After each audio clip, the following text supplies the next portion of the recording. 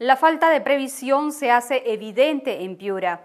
En la ciudad norteña, los drenes están llenos de basura y la municipalidad no está en capacidad de recoger los desechos.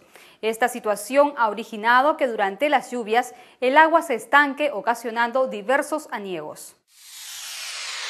Pese a que el Comité de Defensa Civil dio la voz de alerta sobre el pésimo estado de los drenes y las cuencas ciegas, hasta el momento ni el gobierno regional ni la municipalidad de Piura han procurado poner en buenas condiciones los sistemas de evacuación de aguas pluviales.